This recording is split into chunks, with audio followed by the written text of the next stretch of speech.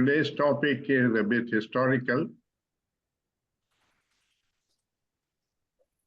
because Krishnamurti was brought up by the Theosophical Society and later on gave his own teaching which differs from that of Theosophy, which we shall discuss the differences. But Theosophy, the word Theosophy refers to divine wisdom, and that has been a subject matter at all times. Pythagoras talked about it. There were other sages around the world who talked about it.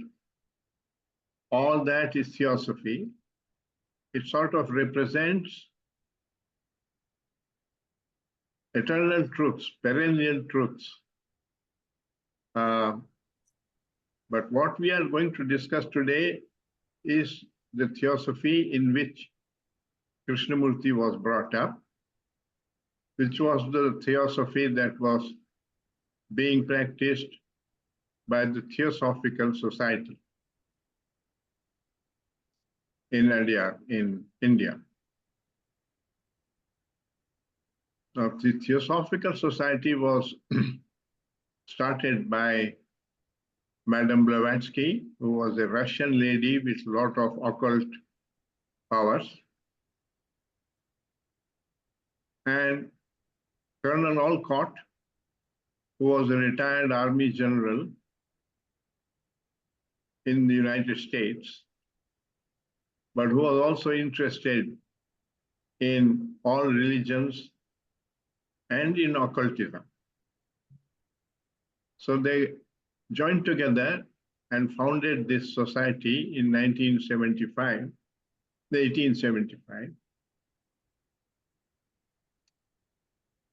in New York. But soon afterwards, they traveled to India because they were very much influenced by Asiatic religions, particularly Buddhism and Hinduism. And since the source of that was in India, they felt that India had a more spiritual atmosphere, which would be conducive for Theosophy. And they visited India in 1878, went round various parts of India talking about Theosophy and also establishing Theosophical lodges. And they chose Adyar in Madras as the headquarters for the International Theosophical Society. So that was established, I think, around 1980 or soon afterwards, with the following objectives. The overall motto was taken from the Sanskrit statement, Satyam Nasti Paramo Dharma. That means there is no religion higher than truth. But they regarded different religions of the world as paths to the truth. But the truth as the highest religion was beyond the paths. You had to discover it. You had to discover the truth. The second objective was to create a nucleus of universal brotherhood of man. That means no discrimination on the basis of caste, color, creed, or sex. And the third objective was to approach truth from all directions and therefore include the study of science and philosophy and what various religions had said, They called it ancient wisdom. And they said, Theosophy, Madame Blavatsky said, Theosophy is not a religion, it is the religion, the wisdom religion. So the central point was wisdom. You come upon truth, you come upon wisdom through discovering the truth, because there is not much wisdom in a mind that is trapped in illusions, because then it lives in a world of its own, the world of illusions, and not in the real world. So that is why they considered that the pursuit of truth was the highest religion. So Krishnamurti was brought up in this atmosphere, this society.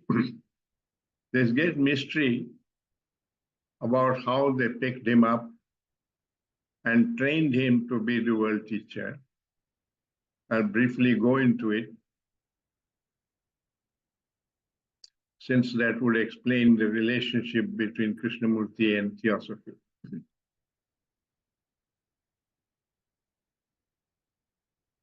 Madame Blavatsky wrote a book called The Key to Theosophy.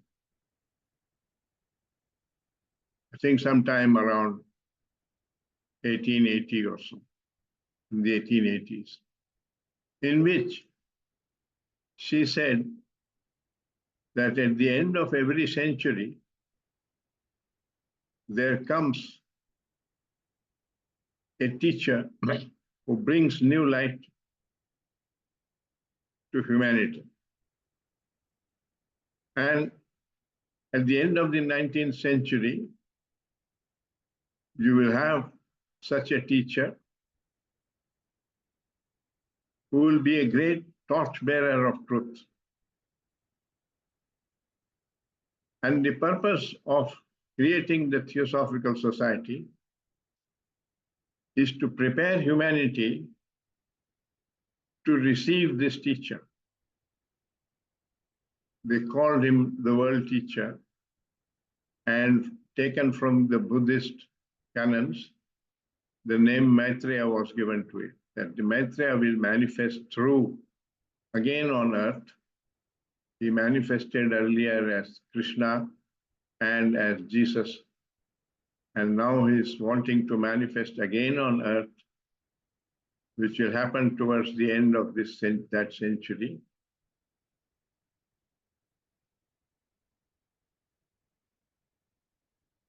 And she was saying this on the basis of her occult powers. She was in contact with enlightened souls who were called masters, who had died, but who were still in contact with the earth and guiding the destinies of the earth. That's what she said. And she said her master had told her to create a society, such as the Theosophical Society, to prepare humanity to receive the new teaching.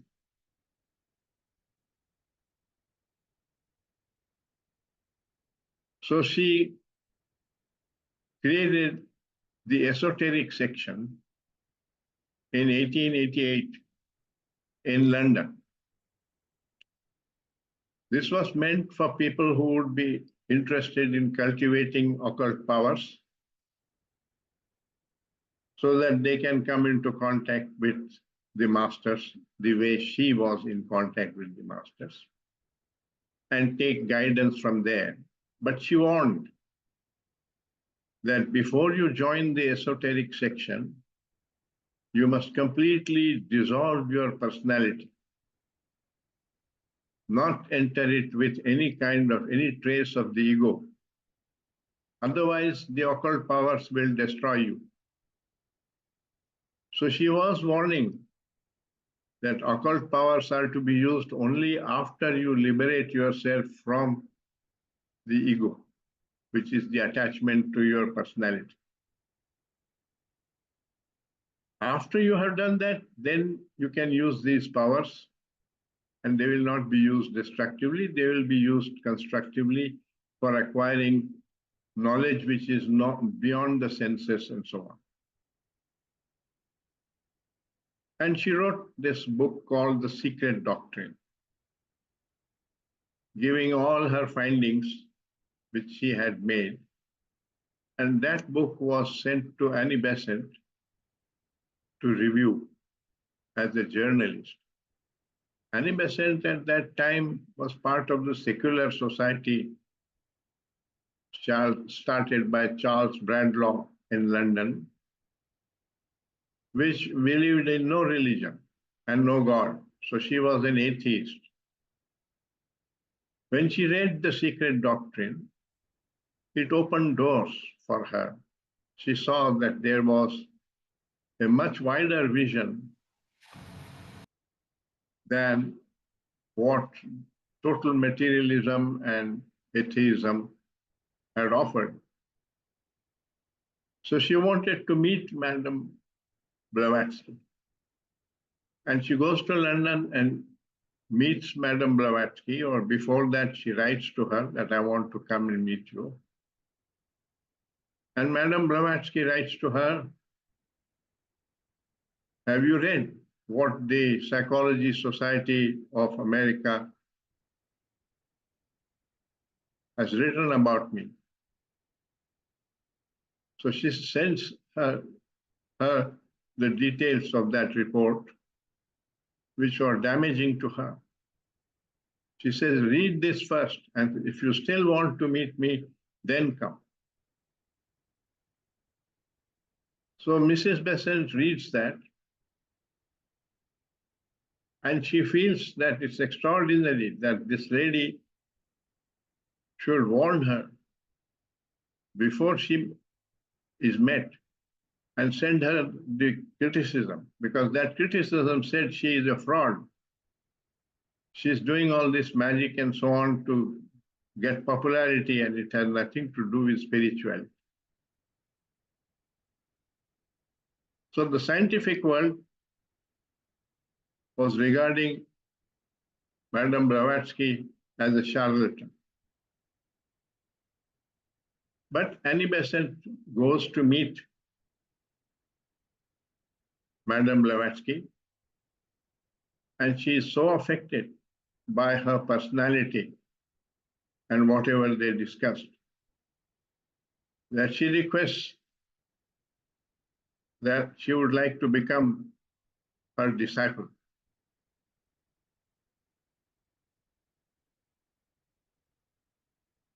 Madame Blavatsky gives her time to think it over, whether she seriously wants to do that and join the Theosophical Society.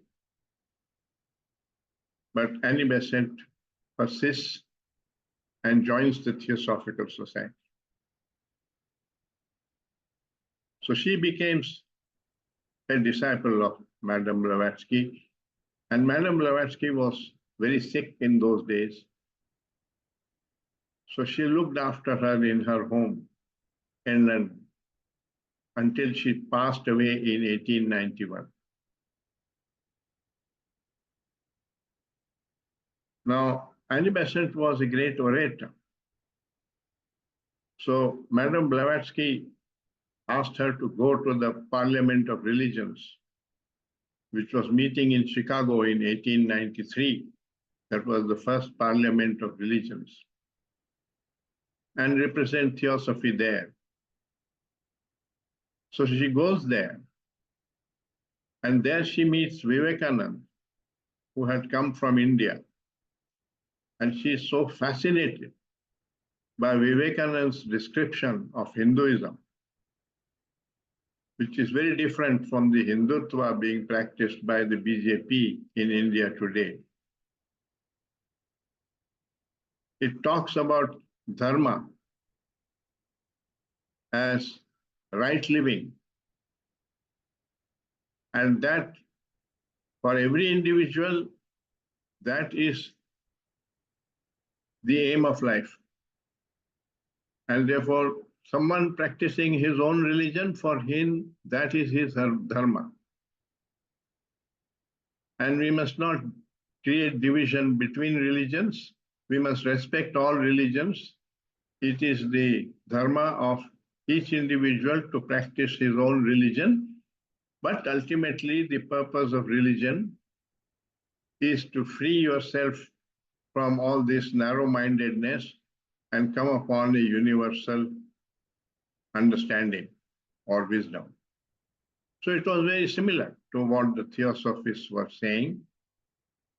And he was so forceful in his oratory that Annie Besant got taken up and decided to come to India. So later in 1893, she travels to India, comes and settles down in Varanasi, Benares,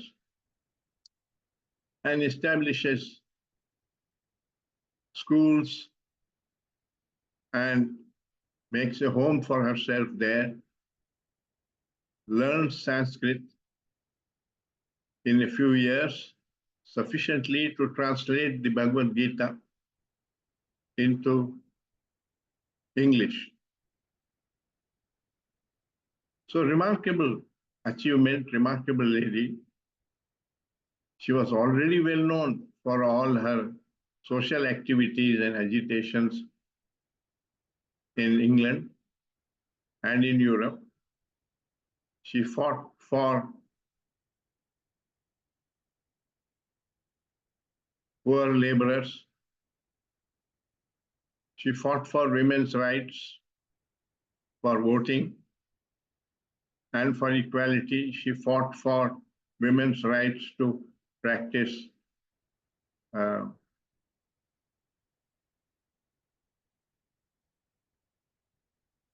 preventing childbirth. All that. There was a lot of opposition to her from her own religion, which was Roman Catholic. But she writes in her autobiography that on my cemetery, I only want one epitaph, that I tried to follow truth.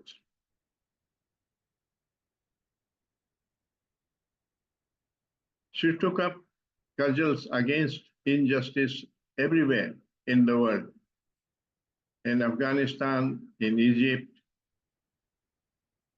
and in India. It was her own country, England, which was ruling and ill-treating the Indians.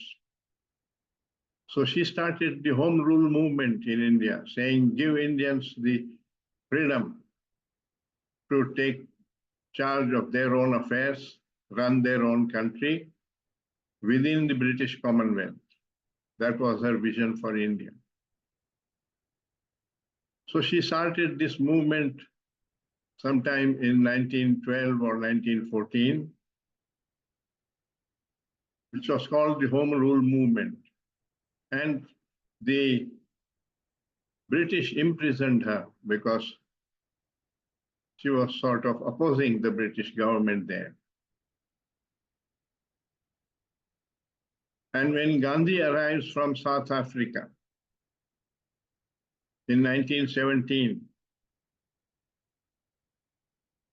he learns of Annie Besant having been arrested, and he agitates for her liberation from prison.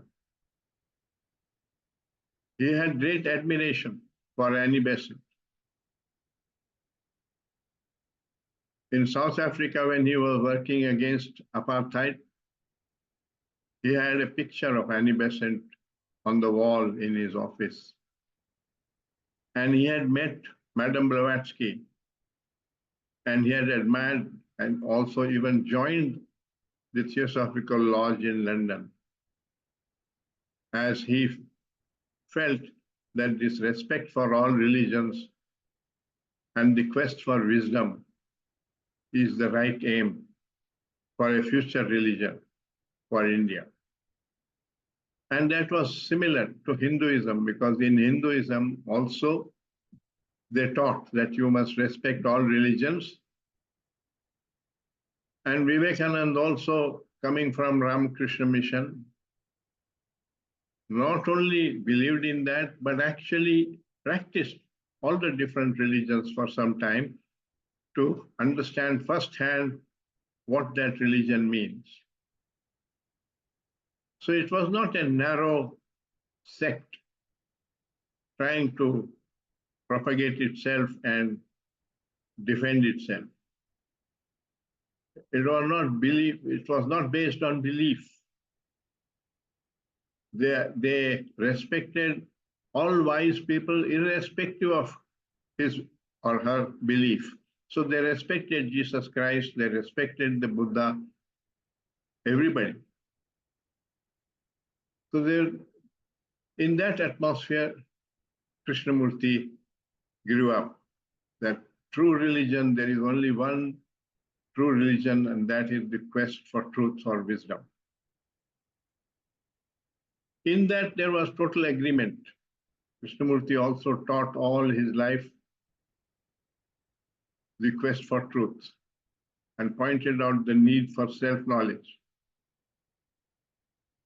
which was also there in Buddhism. Buddha taught also that the need for self-knowledge. And both Madame Blavatsky and Olcott were so impressed with Buddhism that they actually converted to Buddhism. They became Buddhists. I don't know the exact year when that happened, but it was before they came to India. They had already adopted Buddhism as a way of life. Now in Buddhism, there is no belief. There is only this emphasis on self-knowledge as there is in Krishnamurti.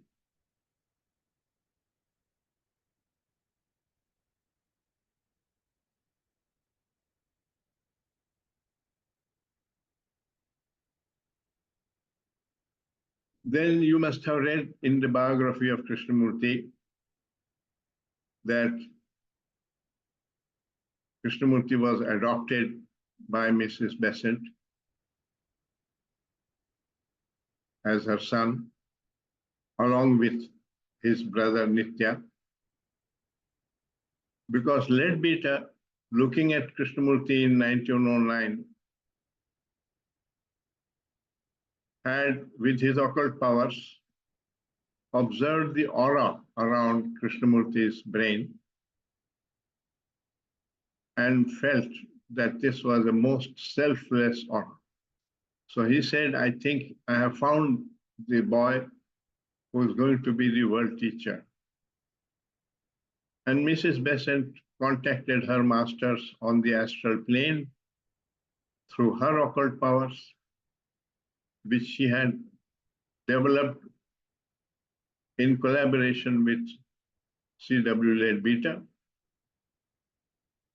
And the master confirmed to her that, yes, this is the boy. And he is going to give a new teaching to the world for the age of science. That means he will give a religious teaching which will not contradict science, which will be acceptable to the scientific mind or scientific world. So that was the task of this new world teacher that was assigned to Krishnamurti. He was not the world teacher then. The world teacher was supposed to manifest in him his body or his consciousness at a later time. So Madame Annie Besant created a new organization called the Order of the Star of the East, independent of the Theosophical Society. Because she said, all world teachers, when they have come, have dissented from their parent body. The Buddha dissented from Hinduism. Jesus Christ dissented from Judaism. And so she said, we must not expect that the world teacher, when he arrives, will accept our ideas of theosophy. This was told repeatedly to all the members, that we must have an open mind and we must be prepared that this teacher may not accept what the Theosophical Society right now says. And this was also the view expressed in the key to Theosophy by Madame Blavatsky. They were very wise people and they had a lot of foresight. So that was what was said, and so Krishnamurti, this organization was made independent of the Theosophical Society by Mrs. Besant herself, and Krishnamurti was made the head of this organization.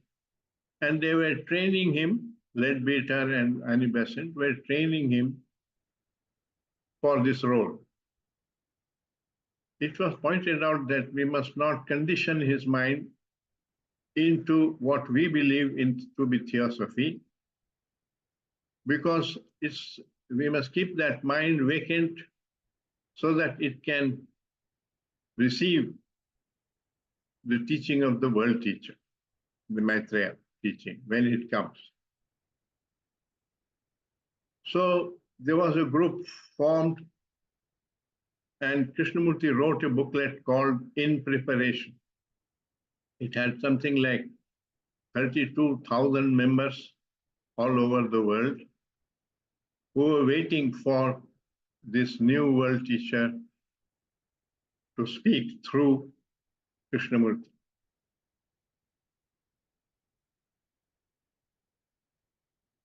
So that was the atmosphere in which Krishnamurti grew, anticipating, waiting for this transformation which the consciousness of consciousness through, where Maitreya will speak through him.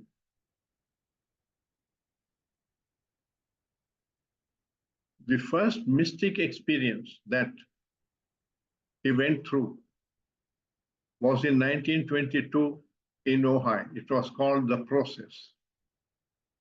And it's believed that it was something the masters were doing as an experiment on Krishnamurti's brain. Now it's mysterious how that, what it means, this experiment, and how they operate on the brain, and so on. So there's a lot of mystery in the way Krishnamurti was brought up, and perhaps that mystery held on throughout his life, as I shall mention. Krishnamurti did not deny this. He said he did meet the master and he did practice all this. But later on, when he started thinking deeply about his own, what is the significance of this world teacher and what does it mean, the path, and so on, which happened in 1925. After 1925, he starts thinking about all this. Till then, he was accepting all this on the authority of Annie Besant and Leadbeater. Certain developments happened in 1925, which I will briefly narrate, which changed his mind. At that time, Nitya was suffering from tuberculosis, and Krishnamurti was looking after his brother in Ohio. He didn't want to leave him, but Mrs. Besant called him to attend the Theosophical Convention in 1925, that's held in December, around December 25.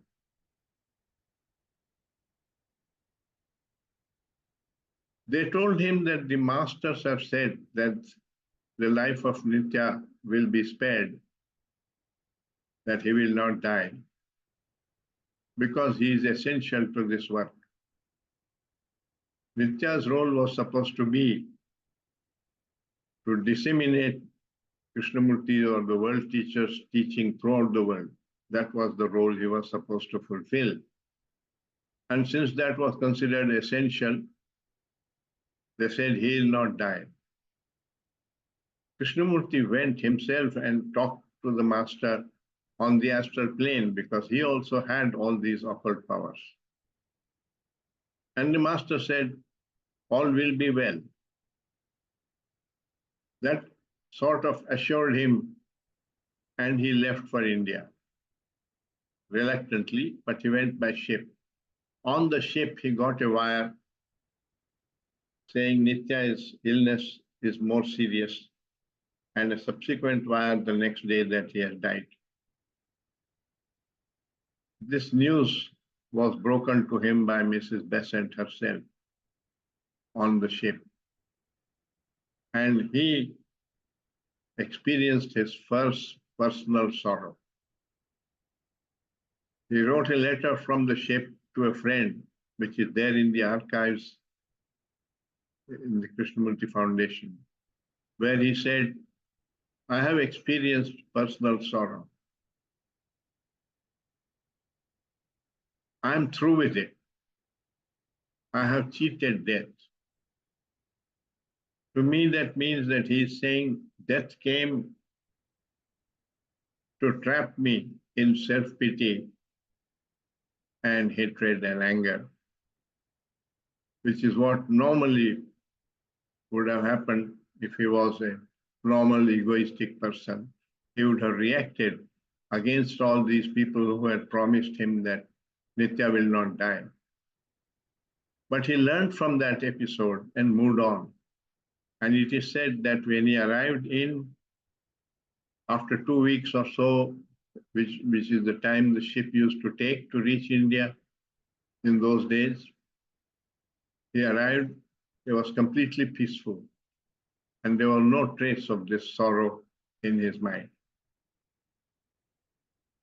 And the writings of that time, I have read them.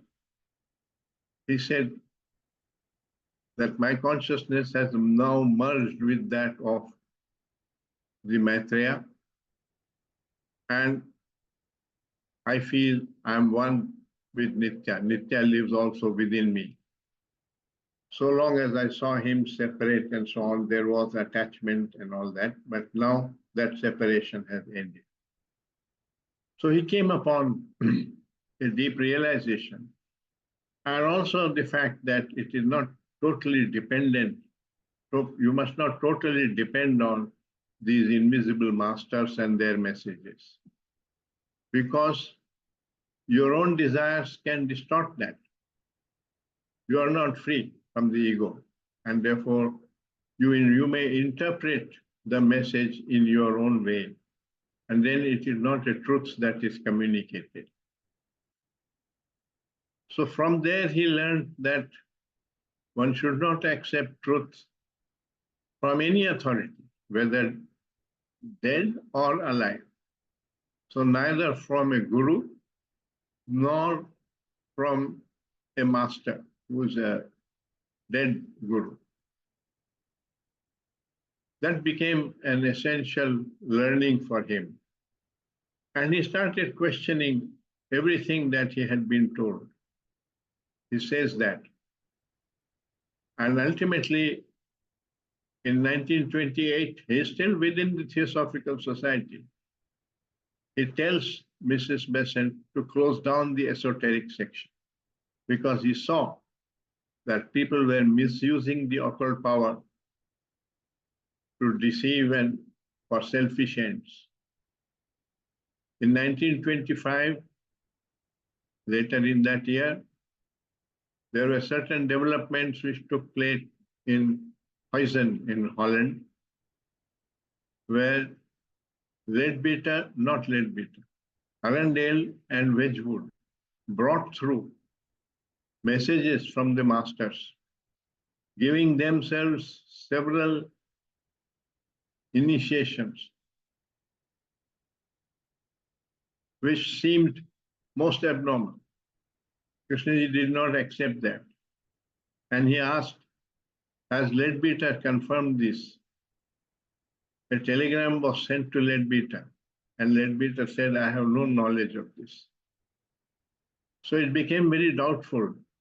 And Krishnamurti wrote to Emily Latins, the mother of Mary Latins.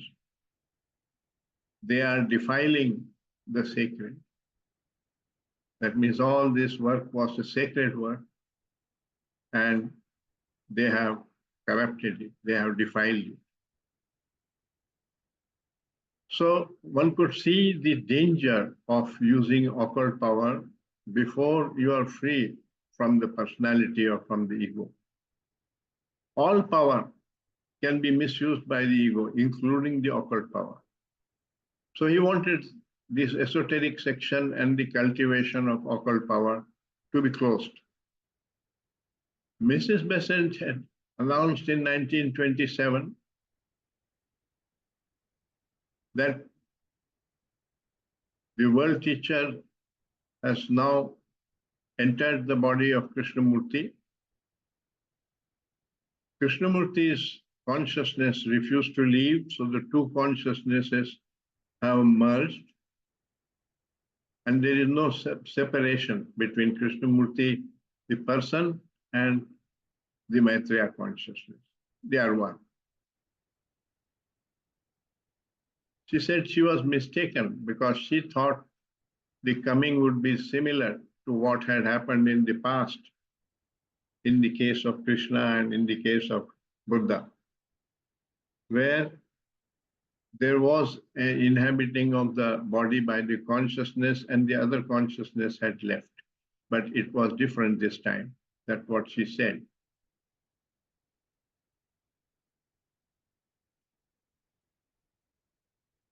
In 1929, Krishnamurti dissolved the Order of the Star of the East because he felt that people were blindly accepting whatever he said and looking upon him as an authority and trying to be his disciples, and that was anathema to him. It was not the quest for truth, it was like the creation or formation of a sect. And so, in front of Leadbeater and Annie Besant, he dissolved the Order of the Star of the East.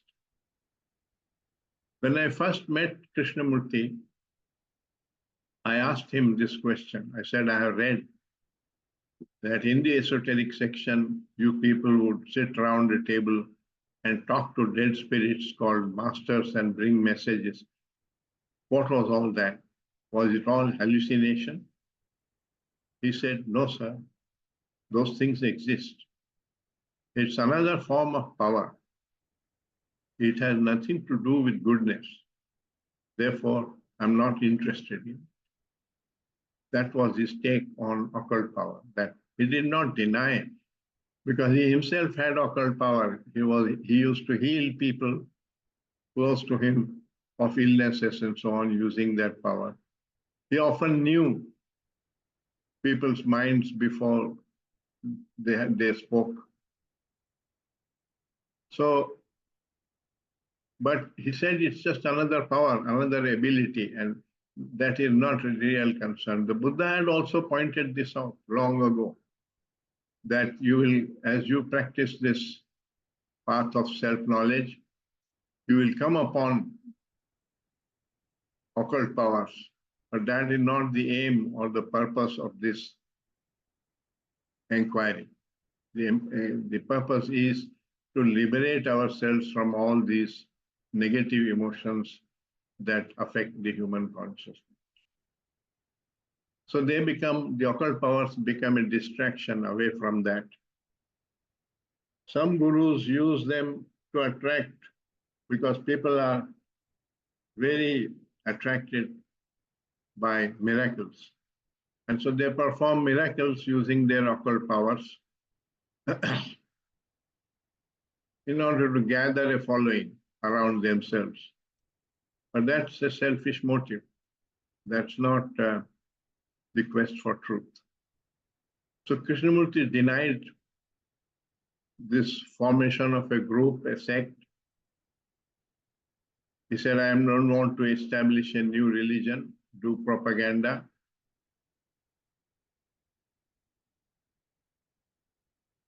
I only want to set man free. Free from his conditioning, all the illusions in his mind. That was the same as the mission of the Buddha. So he took up this as his mission throughout life, and I think that remained with him. There are many people who believe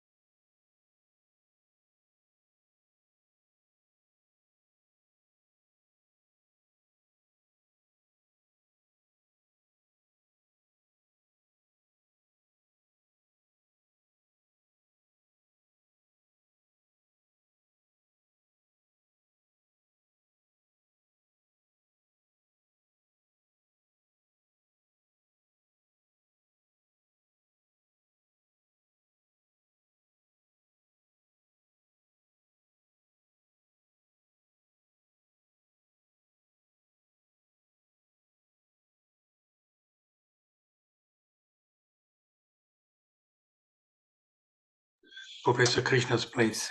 Yeah, Let's wait a few minutes. I think we're gonna wait a few minutes for Dr. Krishna to rejoin because it seems like everybody else, we can hear each other except for Dr. Krishna. So just hold tight. Thank you.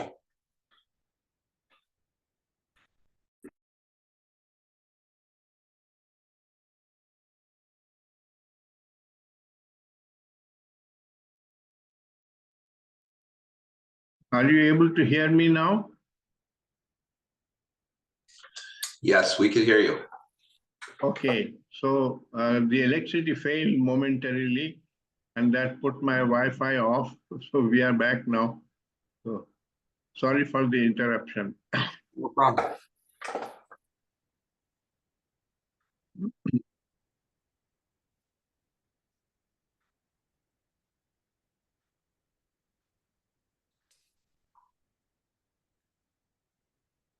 So what happened in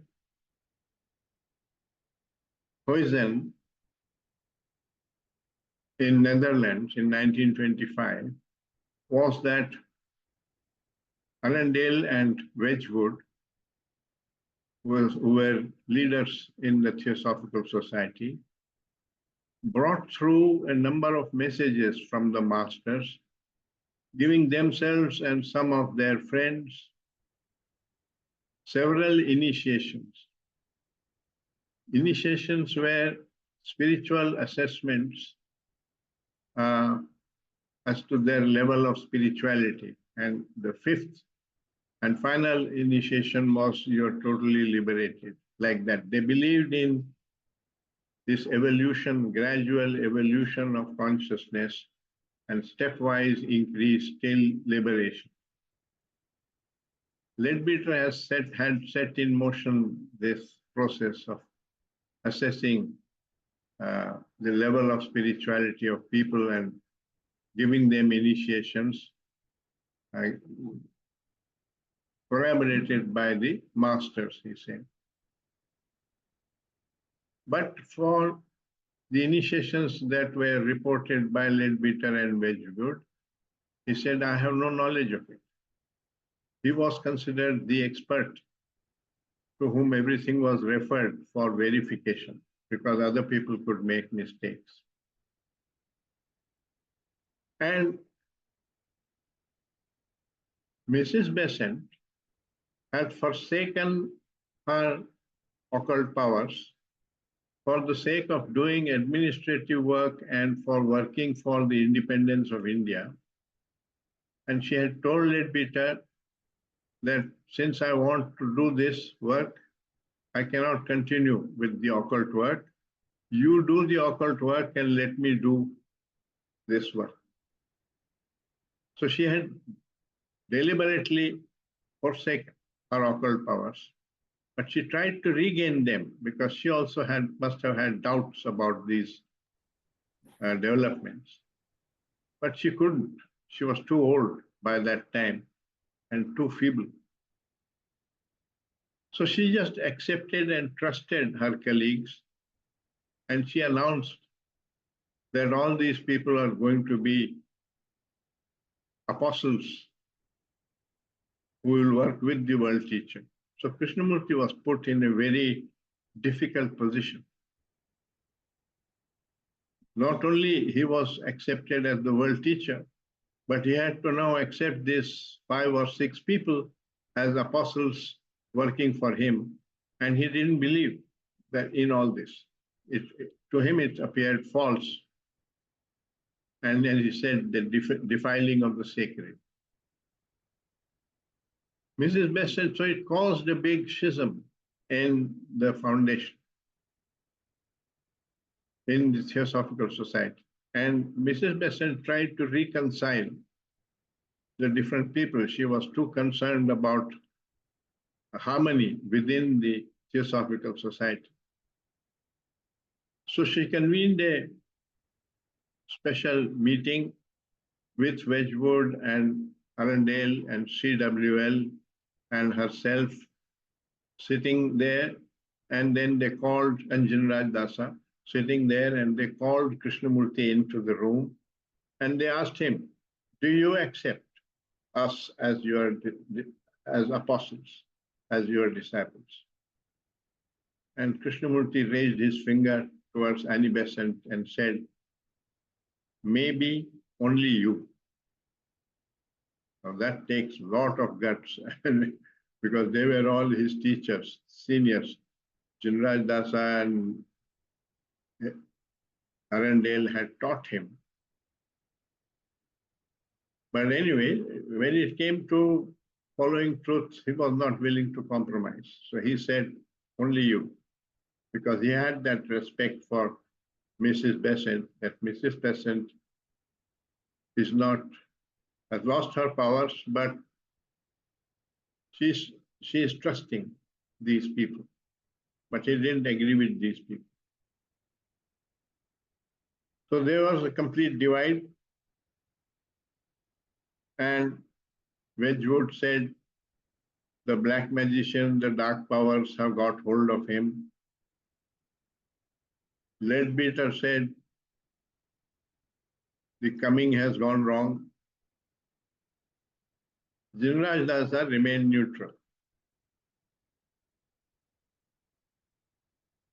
Krishnamurti said to Mrs. Besant, all this is inevitable, Amma. Don't worry about it.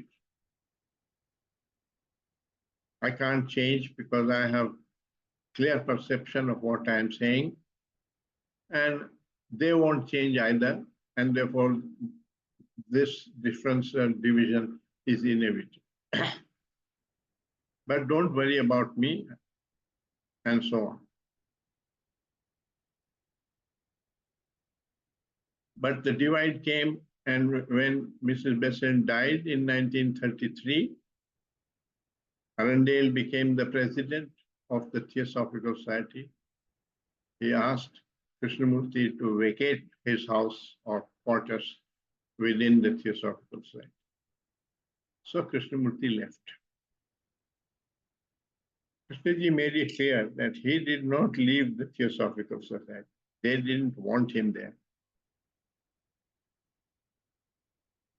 That was all political divide, but the philosophic divide between Theosophy and Krishnamurti was that Theosophy believed all the different religions were paths to the truth. And Krishnamurti said, truth is a pathless land. That the religions don't lead you to the truth. You have to come upon the truth for yourself. In fact, rather, the truth has come to you, and you have to stop blocking the coming of the truth by freeing yourself of your conditioning and freeing yourself of ego forces. Before that, learning does not even begin. These are his words. Leadbeater said the path that Krishnamurti is showing, the path of self-knowledge, exists, but very few people can take that path. So most of the others have to go the long-winded route. Krishnamurti was asked that you had all this contact with masters and so on, but we are not having that, so how can we come upon liberation? He said, no, I did have contact with the masters and all that, but I have seen that that is not necessary, that also does not reveal the truth to you. You have to be a light unto yourself, and you have to discover that truth for yourself. So he didn't want that people should cultivate occult powers and try to get in touch with masters as he had done. And he said that he did follow that path, but he doesn't want others to follow that path. There is a more direct path, which is that you just discover what is true and what is false, which is the inquiry of self-knowledge, and through that path, you come upon freedom. So there were these differences of views. And Jinraj Dasa said, I don't agree that masters are not a help, because I have been helped in my life by the masters. So he was sort of in between. He didn't say they are necessary, nor did they say that they are unnecessary. Mrs. Besant was the only one who really believed that Krishnamurti is the world teacher. And in 1927, she said, I will be your disciple. I am your disciple. You are the world.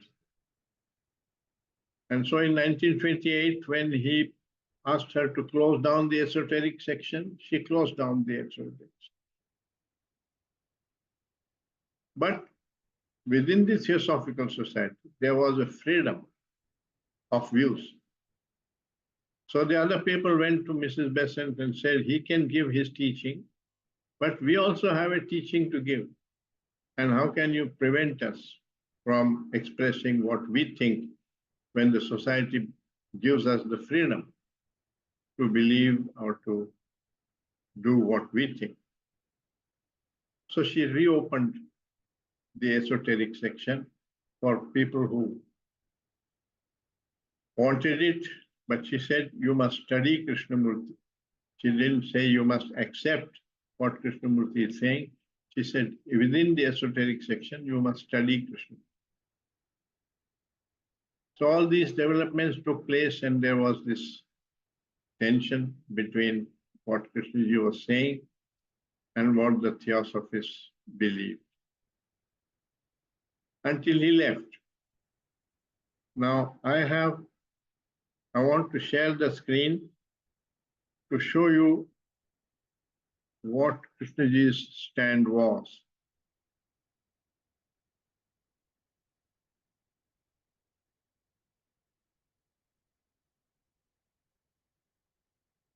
It says host disabled participant screen sharing. So can you please permit me to share my screen?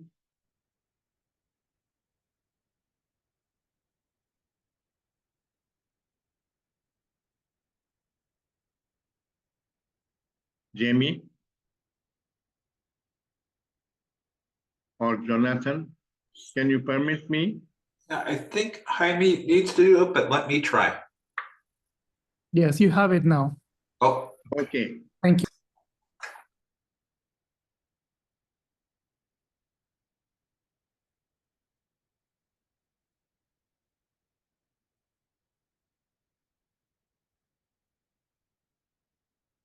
So in a talk, all this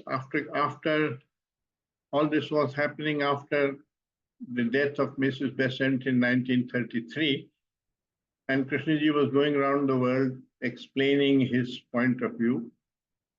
And in 1934, Krishnaji tries to explain this attitude to Theosophists in New Zealand in the following lecture, 31st March 1934. Friends, I will just say a few words before I attempt to answer some of the questions. First of all, I should like to say that what I am going to say should not be taken in a partisan spirit. Most of you here are probably Theosophists with certain definite ideals and ideas, with certain definite teachings, and you think I hold contrary views and make out that I belong to another camp with other ideals and beliefs. Let us rather approach the whole thing from the point of view of discovery, rather than trying to say, we believe in this and you don't. Therefore, we are upholders of certain ideas which you are trying to destroy. Now that spirit, that kind of attitude indicates opposition rather than understanding, that you have something which you desire to protect. And if anyone questions what you have, you immediately will say that he is attacking or I am attacking. It is not at all my intention to attack anything, but rather to help you to discover if what you are upholding is true. If it is true, then no one can attack it, and it does not matter if anyone attacks it. If what you hold is real, and you can only find out what is real by considering it, not protecting it, not being on the defensive. You know, wherever I go, Theosophists ask me, as do other organizations, to speak to them. And Theosophists with whom I have lived for so long have taken up this unfortunate attitude that I am attacking them, destroying their pet beliefs, which they must protect at all costs and all the nonsense of that.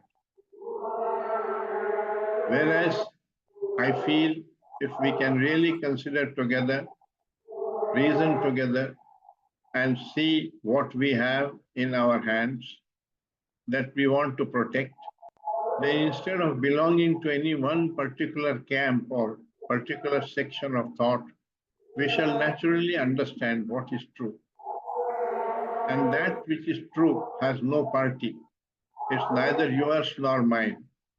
So that is my attitude in addressing you and in talking anywhere, to help you to discover. And I mean this honestly. If what you hold is really lasting, or a thing that you have built out of conceit, out of self-protection, self-preservation, out of search for security, such things have no value, though they may wear the clothing of surety, of certainty, and of wisdom.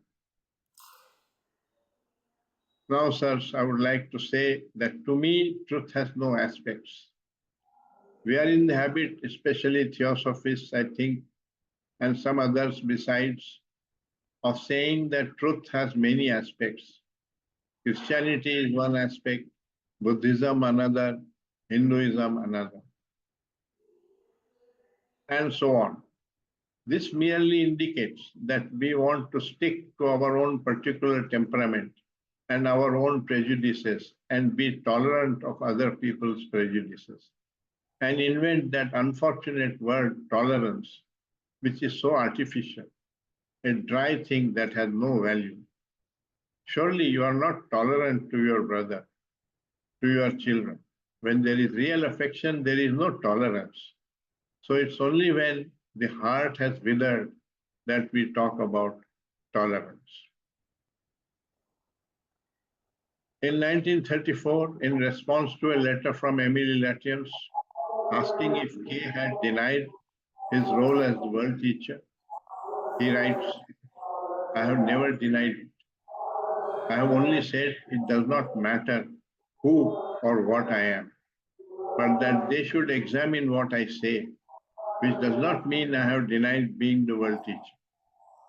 Around 1976, when Mary Latiens asked him, if the masters exist, why do we no longer receive messages? He said, there is no need now that the Lord is here. That means since he is on the earth, there is no need for messages from the masters to come again. He also maintained that the teaching is for the whole world and not only for the Theosophists or any select group of people. He said he has not thought out the teaching. He told Mary Latiens in answer to a question, if I deliberately sat down to write it, I doubt if I could produce it. If it were only K, he is uneducated, gentle. So where does it come from? The person hasn't thought out these teachings. It's like revelation. It happens all the time when I'm giving talks. Now, whether you call that the Maitreya consciousness or not, that is just a semantic issue. He is saying that it comes to him as a revelation. A few days before his death, he taped a message on 7th February 86, which was the last tape he made in Ohio before his death. In that tape, he says, for 70 years, that immense energy, immense intelligence has been using this body. Unless the body has been prepared, very carefully protected, nobody can understand what went through this body.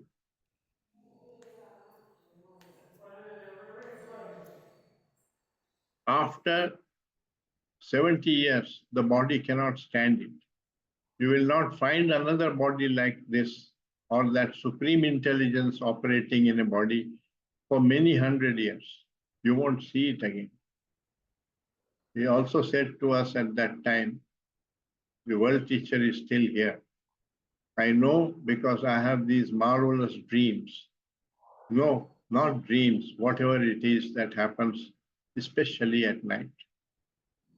So he was speaking from direct perception, not claiming to be a world teacher in order to impress his authority.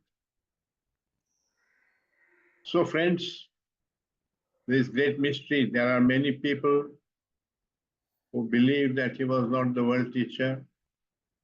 There are others who believe that he is. There is a book called The Inner Life of Krishnamurti by Ariel Sanath. You can read it. It's published by the KFA and it's sold by all the foundations. It's written by a philosopher in Washington, DC. His real name is not Ariel Sanath. That's an assumed name as an author.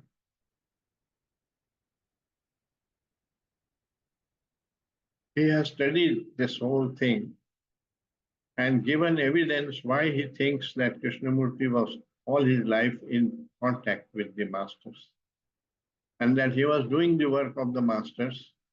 And the masters themselves had said to him that this teaching needs to be investigated.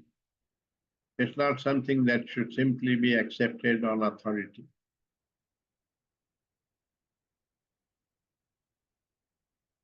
On the deathbed, I remember Krishnamurti saying to me, sir, there are things I'm not permitted to tell. I didn't ask him, he was on the deathbed. I didn't ask him who is not permitting you to tell, but it's rather obvious. He must have taken some vows when he started out with the masters and so on, and he was keeping his words. Because part of his teaching is that whatever you say, you will do, you must do. That's your responsibility. You must say what you mean and you must mean what you say. That's complete transparency and honesty. And I think he was trying to be completely honest with us. And he really meant when he said, don't accept what I say. He says that repeatedly in his talks. Don't accept what I say, investigate it. For the answer doesn't lie outside the question. It lies inside the question. And you must come upon that answer for yourself, namely the truth of that matter. Thank you. I'll end it here. So that is the difference between Krishnamurti and Theosophy. Although their objectives are similar, because truth is the highest religion. We can have some questions if we have time. I think I have overshot my time. Thank you. Yeah. We'll read them, right? Yeah. Hold 1 second. Let me.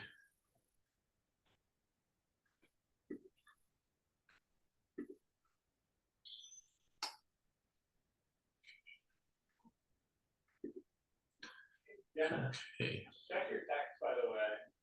The bridesmaids are doing a whole thing over here. Yeah. And Nico, if you want to hang out with the groups this time, you're more than welcome to. We're doing a little bit of work and then just kind of chilling.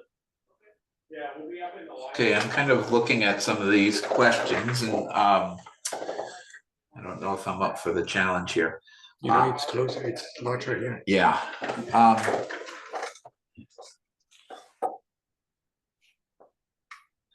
Okay.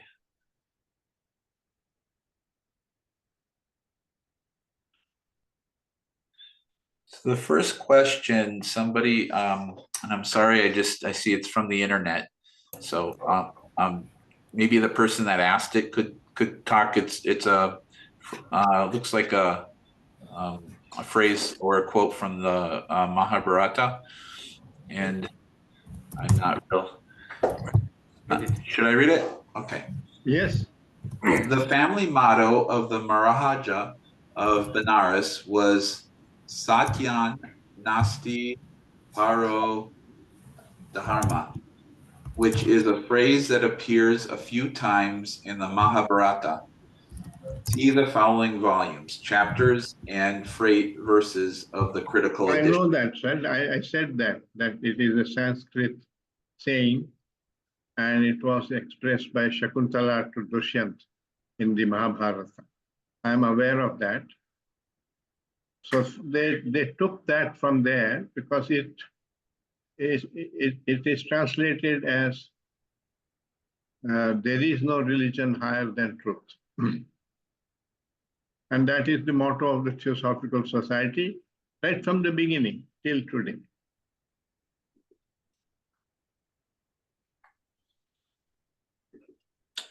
Okay. On December 1st, 1880, the founders went to Allahabad to visit Mr. and Mrs. Sinnett.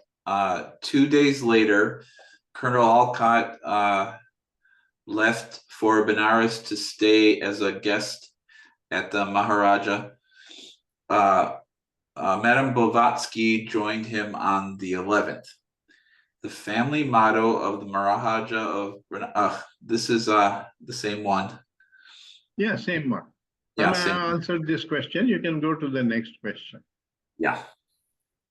I think that's it. Let me see if there's any more. If I missed anybody's questions, please put them in the chat. But or they can write later on. I'll send my brief comments on their question by email. They don't have to, if they don't feel like writing it now, it's okay. They can write it later.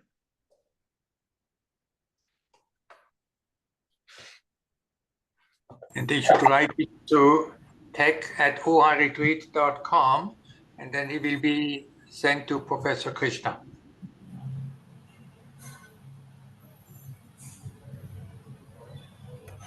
Okay, so I see a few questions in here, but why don't, we're kind of ending, we're getting towards the, towards time. So No, we have time. we have time? We Okay, have time. okay.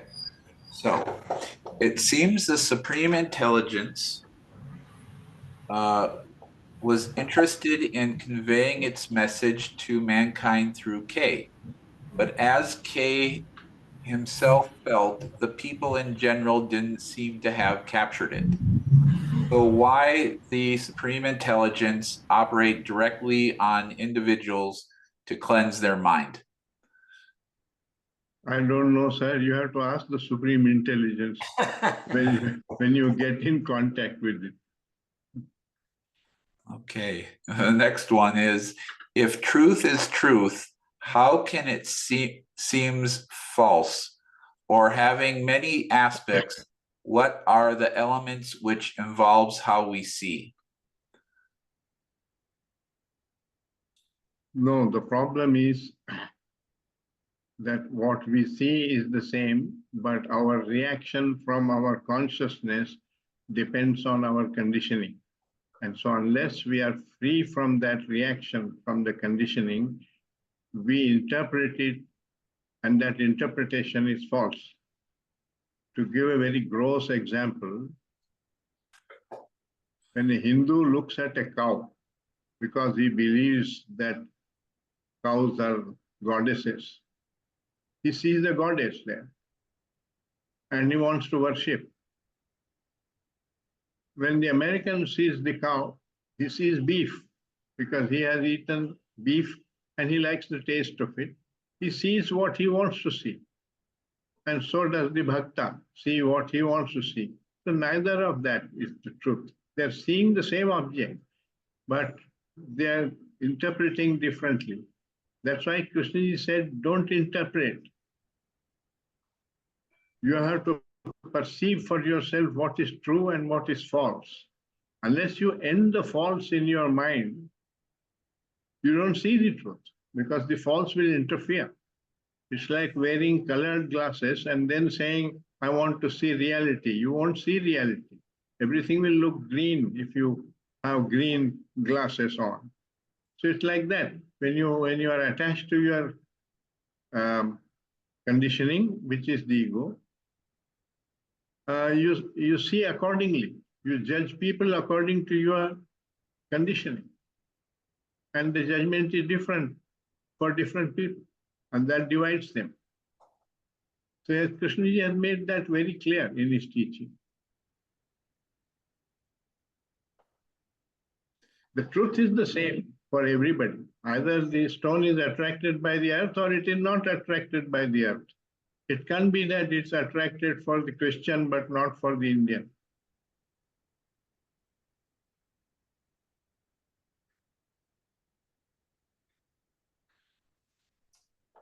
Okay, and then it looks like Karen has a question.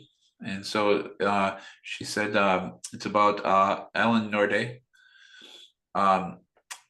Krishnamurti with Alan Norde about masters, hierarchy, and devas. He said in response of Elaine asking, is there real?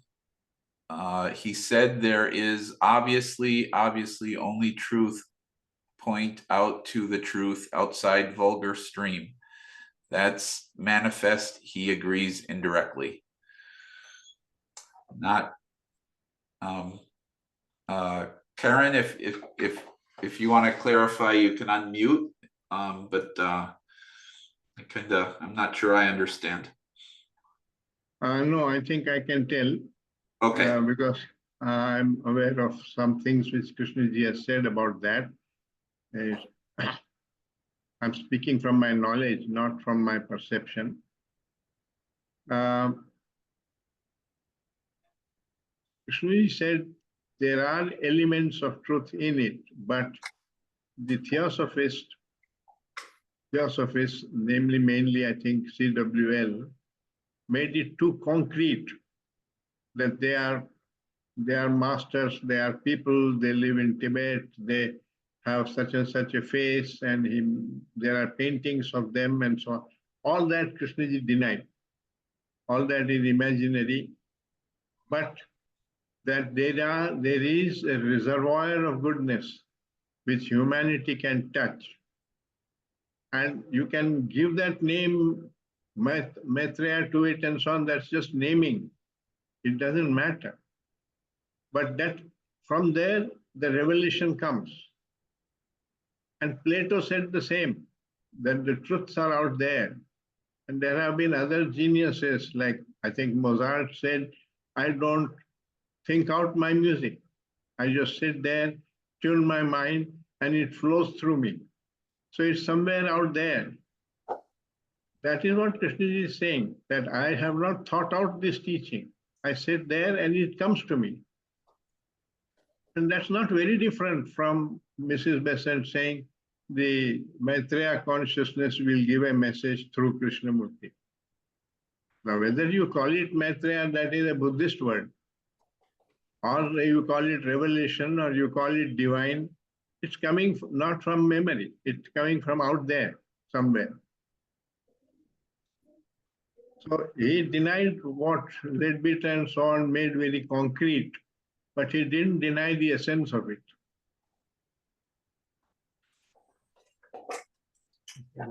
Thank you, Dr. Krishna. It looks like that's all the questions. Okay, then. Yeah, thank you.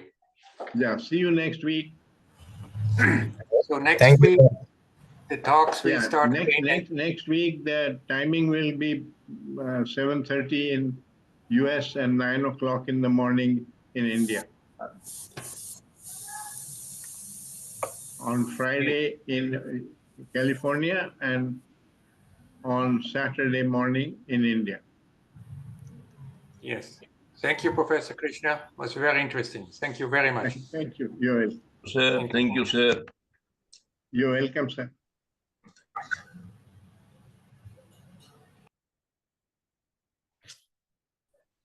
Thank you, Jamie. Thank you, Jaime. Thank you, Jaime. guys. Yeah. Good night. Bye.